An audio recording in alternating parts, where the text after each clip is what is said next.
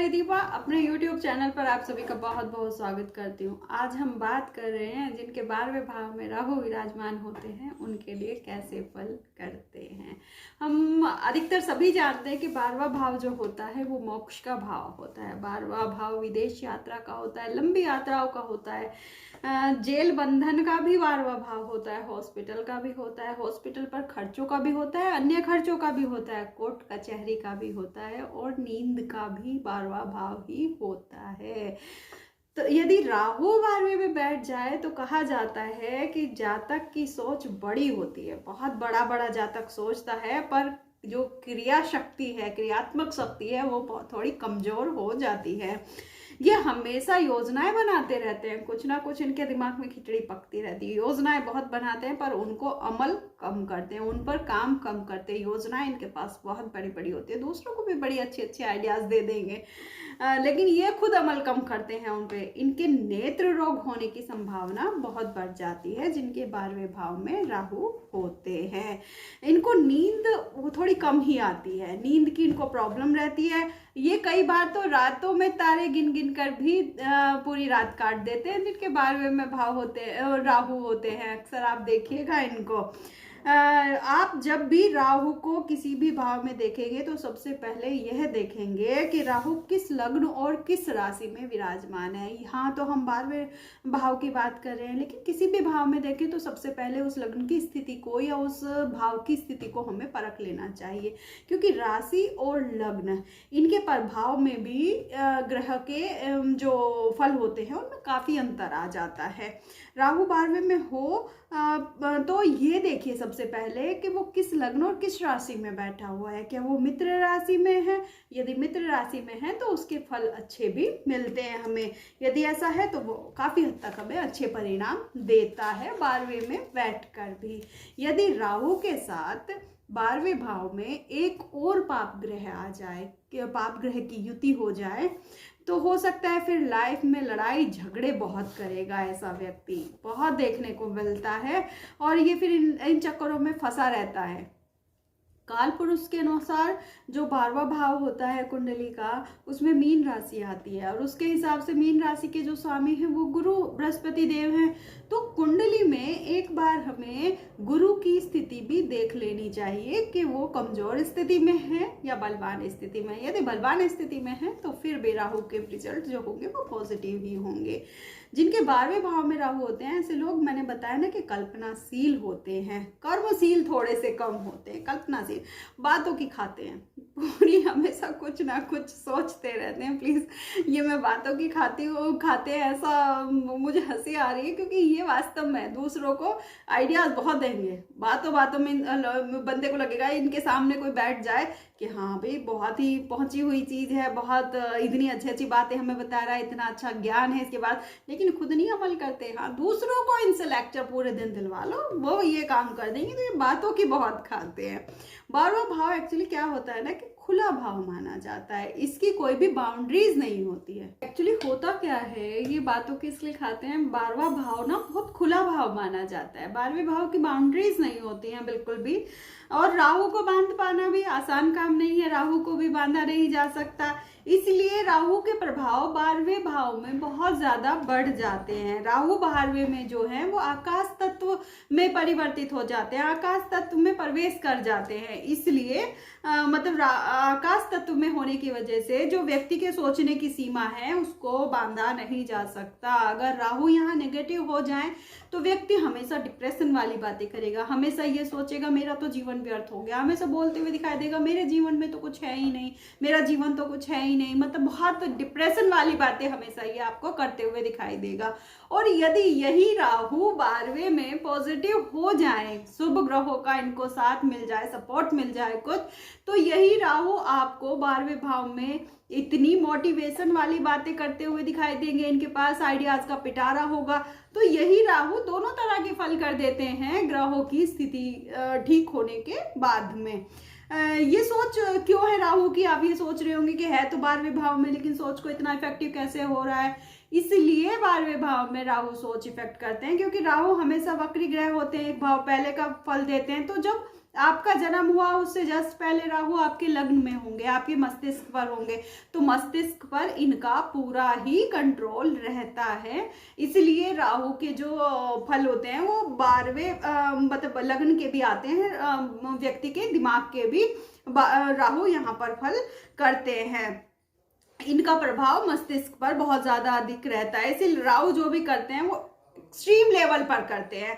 इनके मतलब जब सोचेंगे तो बहुत दूसरों को भी मोटिवेट कर देंगे, और जब उल्टा सोचेंगे तो इतनी डिप्रेशन की बात है कि इनसे ज्यादा कोई डिप्रेस हो ही नहीं सकता।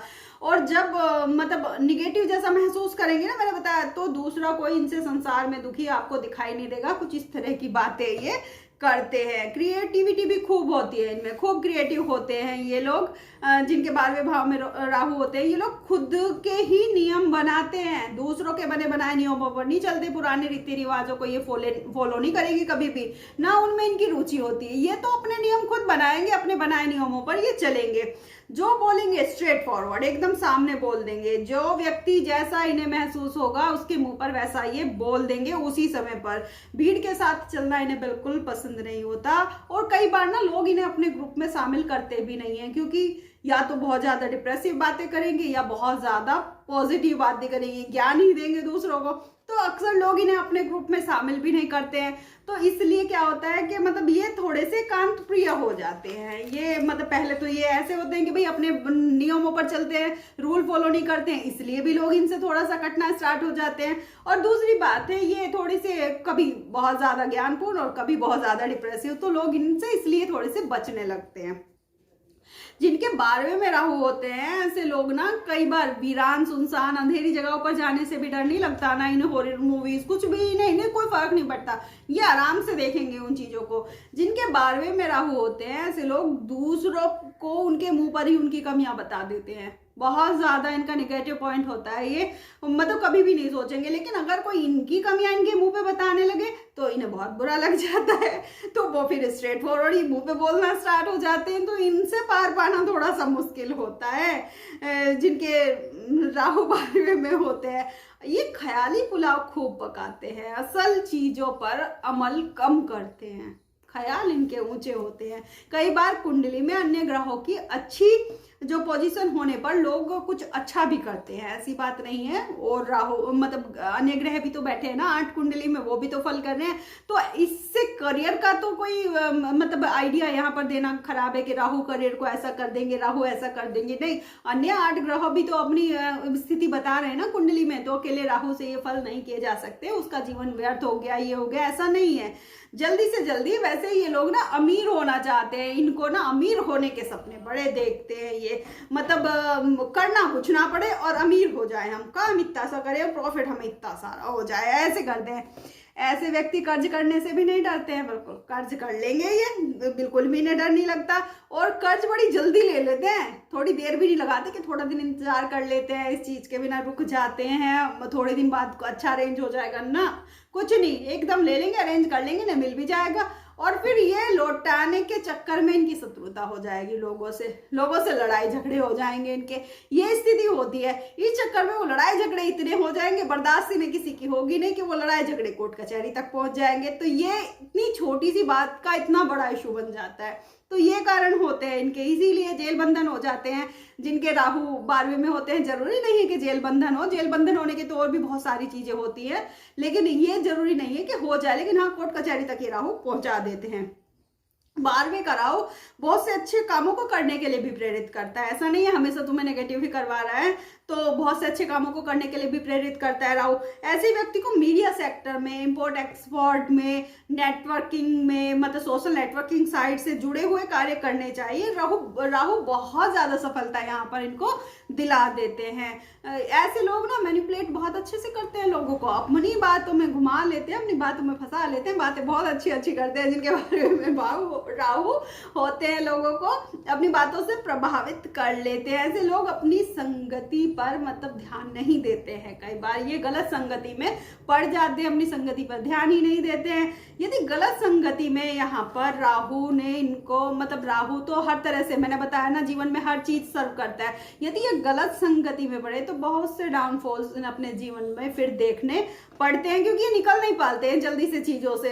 ये फिर जहां हैं वहीं इनको विश्राम वाली अवस्था कर लेते हैं, तो ये जल्दी से निकल नहीं पाते हैं। तो शुरू से ही ध्यान रखना चाहिए जिनके राहु होते हैं 12वें भाव में कि वो गलत संगति में ना पड़े। अगर कुंडली में बुध अच्छी पोजीशन में है, बुध अच्छी पोजीशन में अगर कुंडली में होते हैं तो 12वें के राहु आपको अच्छे ही रिजल्ट देते हैं। बुध का अच्छा होना भी, पहले मैंने गुरु का अच्छा होना बताया। गुरु का क्यों होना बताया? क्योंकि काल पुरुष के अनुसार 12वें भाव में गुरु की राशि मीन आती है जिसके स्वामी गुरु होते हैं। अब मैंने बुध को क्यों बताया? बुध इसलिए बताया क्योंकि राहु का कलर होता है नीला और जो हमारे गुरु हैं उनका कलर होता है पीला, और जब ये दोनों कलर मिला दिए जाते हैं तो इस कलर से ग्रीन कलर बनता है, और ये ग्रीन कलर जो होता है वो बुध को रिप्रेजेंट करता है। तो कुंडली में बुध का होना भी बहुत अच्छा होना भी बहुत ज्यादा जरूरी है अगर राहु आपके 12वें में है। और यदि ऐसा होता है तो इनके बारे में बताया जाता है कि ये लोग इसलिए क्रिएटिव होते हैं, जो मैंने बताया था ना कि 12वें भाव में राहु क्रिएटिविटी दे देता है, तो इसलिए ये क्रिएटिविटी वाले नेचर के हो जाते हैं। जिस भी कार्य में अपना मतलब ये लग जाते हैं, अपना ध्यान मतलब इन्होंने जो भी काम किया वो लोगों को अपने ऊपर सबका ध्यान ले आते हैं अपने काम की वजह से। तो बहुत क्रिएटिव तरीके से ये काम करते हैं। लेकिन बुध का अच्छा होना जरूरी है कुंडली में, इस बात का विशेष ध्यान देना जरूरी है, क्योंकि बुध अच्छे होंगे तो बुद्धि भी अच्छी होगी। बुद्धि के कारक बुध देव माने जाते हैं, तो बुध अच्छे होंगे तो बुद्धि भी अच्छी होगी। ये लोग विदेश से कोई ना कोई कनेक्शन इनका जुड़ जाता है, हो ही जाता है इनका। जिनके 12वें में राहु होते हैं या तो विदेश में सेटल हो जाएंगे या विदेश से व्यापार कुछ ना कुछ कर लेंगे, तो विदेश से इनका कनेक्शन कुछ ना कुछ जरूर हो जाता है। आप ध्यान दीजिएगा जिनके 12वें भाव में राहु होते हैं और उनको जब पुत्री संतान हो जाती है, पुत्री संतान जैसे ही उन्हें प्राप्त हो जाती है और पुत्री का पालन पोषण यदि उन्होंने बड़े लाड चाव बड़े ही प्यार से किया तो इनकी किस्मत के ताले खुल जाते हैं, इनकी किस्मत के दरवाजे खुल जाते हैं। जैसे जैसे ये अपनी पुत्री संतान को बड़ा करेंगे अच्छा पालन पोषण देकर, वैसे वैसे ये दिन दुनी रात चौगुनी तरक्की करते चले जाते हैं। जिनके 12वें भाव में राहु होते हैं इनकी किस्मत के दरवाजे खुलने लगते हैं। अगर इनके बुध खराब होंगे तो ये लोग खर्च बहुत करेंगे, बहुत। अगर बुध कुंडली में खराब हैं तो 12वें के राहु मैरिड लाइफ पर भी बहुत ही खराब इम्पैक्ट कई बार डालते हैं। अगर बुध और गुरु दोनों खराब हो गए तो आपकी मैरिड लाइफ को, जिनके 12वें भाव में राहु है उनकी मैरिड लाइफ खराब हो जाती है। फिर तो वैवाहिक जीवन संभालना बहुत मुश्किल हो जाता है, मुश्किल सा हो जाता है। आए दिन मतलब ये ड्रामेबाजी इनकी लाइफ में चलती रहती है। 12वें घर में राहु को बैलेंस करने के लिए कुछ उपाय बताए जाते हैं। अगर इनके कुछ उपाय कर लिए जाए तो राहु को बैलेंस किया जाता है। मैं जैसे बताऊंगी, आपको शाकाहारी जीवन ही अपनाना चाहिए। जिनके 12वें में राहु होते हैं उनको कभी भी मांसाहार और ड्रिंक आदि का सेवन नहीं करना चाहिए। इन चीज़ों का सेवन कभी भी नहीं करना चाहिए, वरना राहु स्ट्रांग होंगे और अपने नेगेटिव रिजल्ट आपको देंगे। एक दूसरी बात, राहु अगर आपके 12वें भाव में तो घर के साउथ ईस्ट में, घर का साउथ ईस्ट कॉर्नर होता है, वहां पर हमेशा एक रेड बल्ब जलाकर रखिए। 24 आवर्स आप जला रहने दीजिए उसको, कोई दिक्कत नहीं है। तो राहु यहाँ पर बैलेंस रहेंगे। वो दिशा शुक्र की होती है, शुक्र यहाँ पर इनको हेल्प करते हैं। तो वहां पर आप एक बल्ब, रेड बल्ब जलाकर रखिए। और एक और काम करना है, बेड पर बैठकर कभी भी खाना नहीं खाना है। मैरिड लाइफ, क्योंकि मैरिड लाइफ खराब होने के में तो ये मैरिड लाइफ को ठीक करने के लिए है। बेड पर बैठकर खाना नहीं खाना है बिल्कुल भी, उससे शुक्र खराब होते हैं। सोने से पहले बेडशीट को अच्छा साफ करके झाड़ के बिछाकर सोना है, ये भी इनके लिए रेमेडी हो जाती है। जब राहु की दशा, महादशा, अंतरदशा आती है तो जिन लोगों के राहु 12वें में होते हैं उनको हमेशा जैसे ही राहु की अंतरदशा या महादशा स्टार्ट होती है, इनको क्या करना चाहिए, एक टाइम का भोजन अपनी रसोई में बैठकर करना चाहिए, चूल्हे के पास में। हमेशा एक टाइम का भोजन वहां करें, ये डाइनिंग टेबल और रूम को छोड़े। एक टाइम का भोजन कम से कम दिन का आप किचन में बैठकर करें। एक और काम करना है घर में सुख शांति के लिए। घर में बेड साइड, जो बेड साइडर होते हैं, वहां पर एक छोटे से बॉक्स में सौंफ भरकर अपने बेड साइड में रख लेनी है, उसे रखा रहने दें। इससे भी राहु बैलेंस रहते हैं। जो महिलाएं हैं, क्योंकि राहु क्या करते हैं, 12वें भाव में बैठकर जो नाभि से नीचे वाली प्रॉब्लम्स हैं शरीर में वो दे देते हैं। तो स्पेशली महिलाओं के लिए, क्योंकि यूट्रस वगैरह में बहुत सारी दिक्कतें हो जाती हैं आने वाले टाइम में, उनको हमेशा ही चांदी की पायल पैरों में पहनकर रखनी चाहिए। तो उससे भी राहु मतलब बैलेंस रहते हैं। 12वें घर में राहु मतलब गुरु की एनर्जी होती है, क्योंकि मैंने बताया ना कालपुरुष कुंडली के अनुसार 12वें भाव में मीन राशि होती है। मीन राशि के जो स्वामी हैं वो गुरु हैं, तो यहाँ पर गुरु की भी एनर्जी होती है। तो इनको क्या करना चाहिए, उनको बहुत ज़्यादा बलशाली करने के लिए ये वाली फिंगर में एक गोल्ड की जो रिंग होती है, रिंग मतलब छल्ला टाइप होता है,